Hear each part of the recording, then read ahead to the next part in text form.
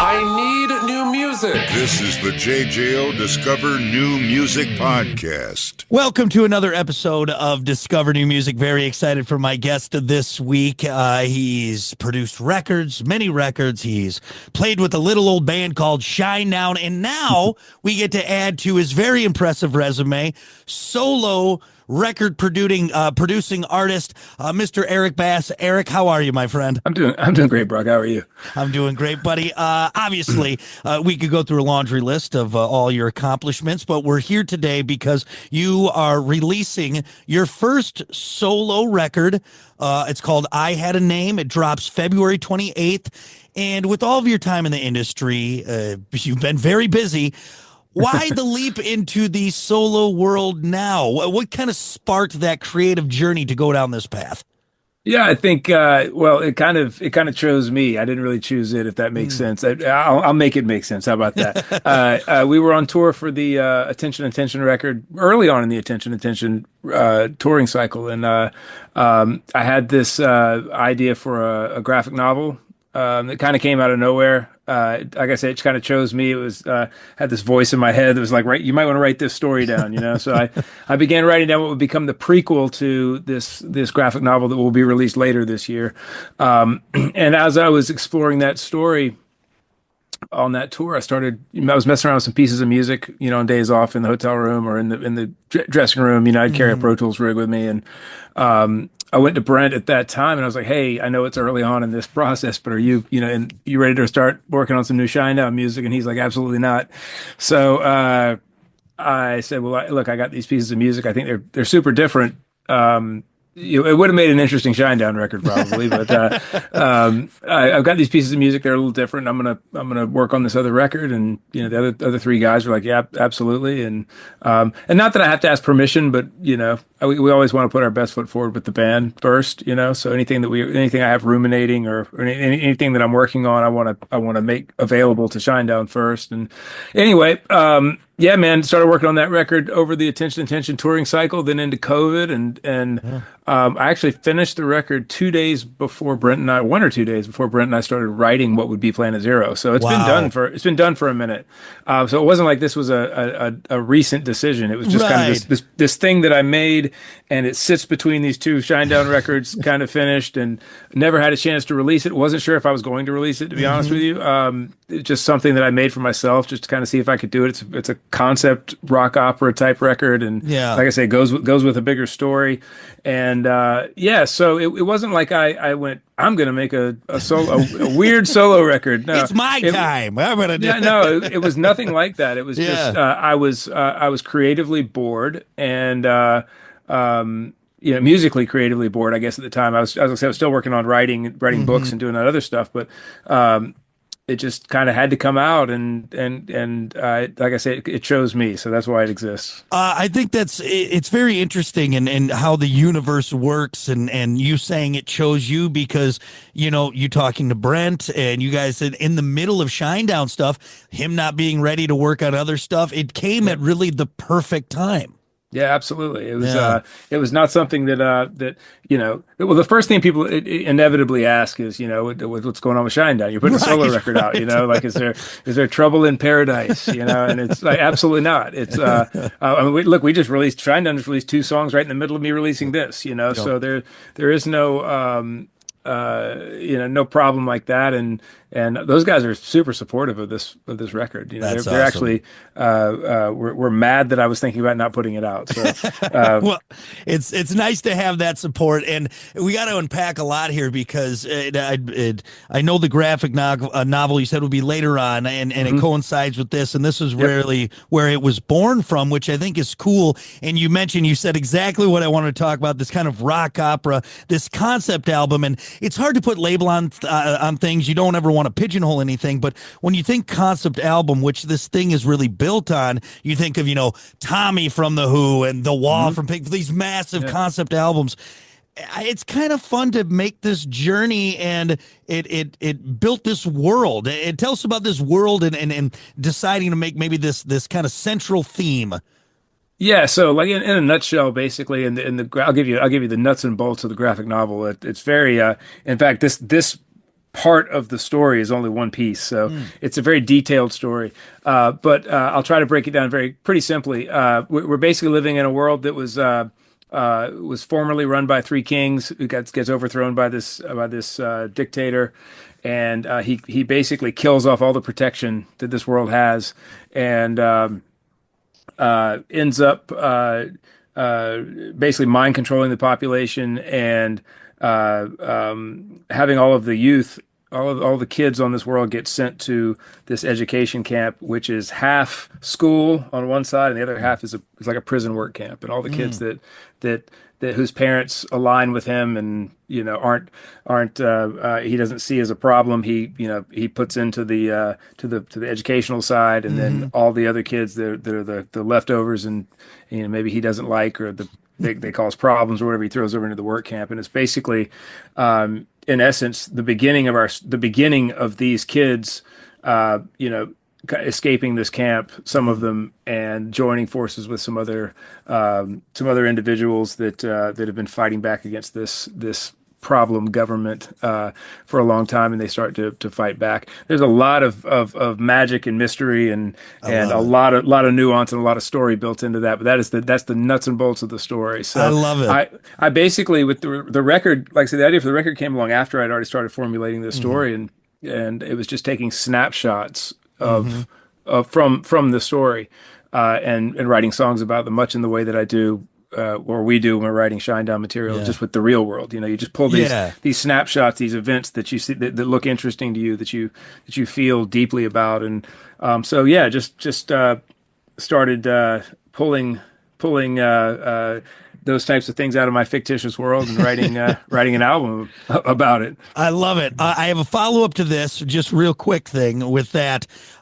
Is this a thing where you can open page 1 to the novel, drop the needle a la Dark Side of the Moon and Wizard of Oz, or is it not quite that chronological? Okay, gotcha. No, I mean, well, the album is chronological. So it is. Okay. It does. The album's chronological, but it's like I said, we're taking massive leaps throughout the album to different parts of the story. And look, when you read the graphic novel, when that happens, you'll be able to see these songs in those stories. Cool. So cool. I think it'll make the record a lot more rich at that point. But one thing I tried to do I know it's a concept record, but I really sometimes, not all the time, this isn't a blanket statement, but a lot of the time graphic novels can end up being very wooden in a way where it's like you're just told the story, you're told what this is about. I'm directly telling you that this happens.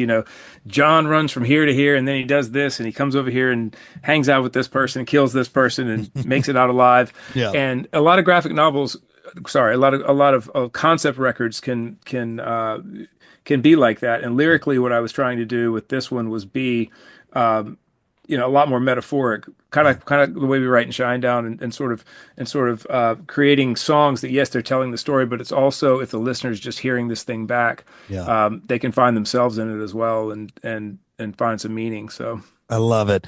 I want to touch now on something you said in the end of the last answer. There was, pulling snippets from this world you created, and then Shinedown, you pull snippets from the real world. So with that, is it different? Is it the same? Is it harder? Is it easier? Pulling from a make-believe world, a world that you created, as opposed to talk maybe, or at least the difference of pulling from those two worlds and writing with them. Yeah. So something really cool happened with this record, with my record, when I was almost done with it. I was listening through the track 5 on the record is a song called Good Night, Good Night. And I was listening to that song. I was just listening back to the mix or something. I forget what I was doing. Maybe I was just listening to the tracking of it, but, it dawned on me rather suddenly and shockingly that I had probably written the most autobiographical record of my career through these characters. Oh, okay. And unintentionally, though, because but it makes a lot of sense, because these characters live in my head. I invented them, I created them, and this world represents a lot of different facets of my life in a lot of ways, and these characters represent different facets of my personality. And it really it was almost embarrassing when I realized it. I'm like, oh, wait a second, I've exposed too much. I've said too much. There's a lot of my depression and confusion and mental issues wrapped up in this record. There's a lot of my faith journey wrapped up in this record. It's a lot of looking back to my childhood wrapped up in this record. And so I think that's why it was kind of easy to write. Usually, if you're writing something that's not honest, it's really hard to write. Like, I mean, you can make words rhyme, and you can put a song together. But if you're trying to make something meaningful and it's not honest, those two things don't really coalesce very well. So this record was just super smooth, and it kind of rolled out. And when I had that realization, it answered my question as to why it was kind of fluid and easy to write, because I am just writing this easy. Yeah, I'm writing these very truthful. Yes, I'm writing about a story, but they're very truthful. What's the right word? Like moments and totems, I guess is a better way to put it. They're very you're very honest and truthful. Every moment that happens in the record, and every moment I can't think of the word I'm trying to. It's right here. I'm old, man. So that's no different than writing Shinedown music. Yeah, it really isn't. The biggest difference was I was on my own with this record, and sometimes the blessing and the curse of writing with Brent or with Brent and Zach or whatever sort of writing group we have together. A lot of times it's just me and Brent. Is you have somebody to bounce it off of. You're like, hey, is this good? Is this great? Is this good? Does it need to be better? And you can kind of vibe back and forth. Yeah. But when I say it's a blessing and a curse, that's a great thing. But it's also, there's compromise when I'm working with Shinedown, and it's like sometimes like the things I would love to explore and do, I have to kind of rein myself in, and so the fact that I'm here on my own, yes, I get to completely explore and completely play whatever I want to play and whatever notes I want to hear and whatever lyrics I want to say and however I want to hear it. But I also don't have any help with that at the end of the day, and I have to sit here and decide: is that good? Is that good? I don't know. And then I have this conversation with myself about if it's good or not, and then I have to just have the courage of my convictions and go, well, I think it's good. So if it's not, then oh well. Well, from what we're gathering and the little pieces that we've had, obviously we'll get the full record February 28th. Again, I Had a Name. I'm sure we're all going to be very impressed, and you can take a sigh of relief going, okay, it was good. This was the right choice. Done beating yourself up about it. That's good. I hope so, man. I made it for myself. I made a record for myself, and that, again, one of the reasons why I wasn't sure I was going to release it. It was like I just love the fact that this thing exists, but art doesn't really exist until you give it to somebody, until you present it to the world. So I love it. I'm sure I'll get dragged for some of it, man, but hopefully people will like a lot of it. Well, again, I Had a Name, February 28th. It's coming out, the first solo venture, which I hope is many more to come from Eric when you're not busy, obviously, rocking the world with Shinedown. Yeah, I do want to also mention, too, as you said, by yourself, left to your own devices, you did everything on this album, and that's not a hyperbole. Outside of maybe taking the trash out from the studio. No, I do that too. You did that too. I do that too. So that's a lot of responsibility to take on, but also rewarding too, I'm sure. Oh yeah, man. Just like anything else like that. I mean, when these big projects, these things that sometimes when you're in the midst of them, you wonder why you did it to yourself or what the hell am I doing? Right. But you're right, man. At the end of the day, when I sit back and listen to it, is it perfect? Absolutely not. But I don't really know of any artist that listens to something they've made and thinks it's perfect. It's got a lot of scars in it. It's got a lot of imperfections. But that's what makes it breathe and live. And man, it was very rewarding to write everything, to play all the instruments, to produce it, to mix it, to engineer it, and ultimately finish it. Had some help. I had my nieces and nephews sang some stuff on it. There's some kids singing on some stuff, and they did that. And of course, my great friend and partner here at the studio, Eric Rickert, he helped me engineer some stuff. Like when I was doing the drums and stuff, I couldn't, he had to hit the buttons, So huge help. He's worked on all the Shinedown records too. He's a great engineer and a great asset to me. But other than those couple of moments, man, it was just all me in here just beating my head against a wall. You know? I love it. Well, again, we can't wait to hear more. February 28th can't come quick enough. We'll get to this last question before we get to stupid quickies. Or I'm not sorry, rapid fire. Stupid quickies, I'm thinking of my on air, but rapid fire. All right. It's the same thing. But you mentioned track number 5, so maybe you already answered it. But do you have a favorite track on the album or a song on this album that really speaks to you? Yeah, Good Night is very it feels the most personal to me lyrically. It's about Good Night is about I think that a lot of people wake up and maybe realize this, where they think back about the kid that they were when they were younger, and how different we are now as adults, and kind of looking back at that version of yourself and kind of wishing them well, kind of giving them a send off, and so that one's pretty personal. The song Azalea, which is one that I've released so far, I like that song a lot. It was kind of Azalea was sort of the first song that gave this record its personality.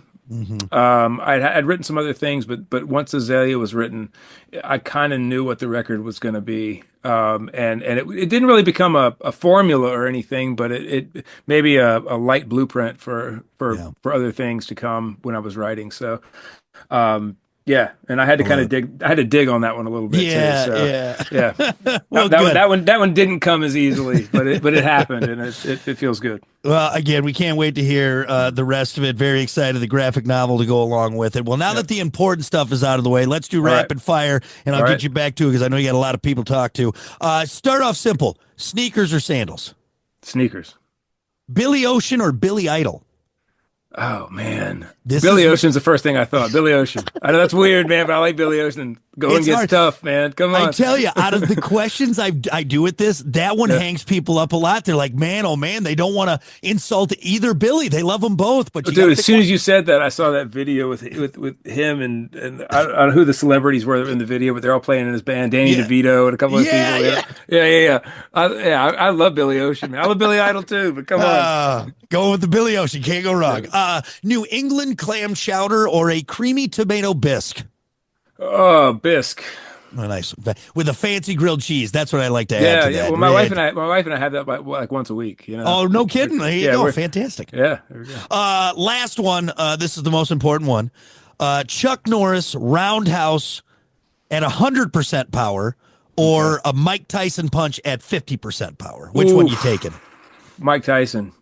Okay. Dude, listen, man. I just watched a YouTube video. It's ironic. Last week, people talking about Chuck Norris and how unstoppable that guy was, and how frightened they were of him. And so I'll just go with Mike.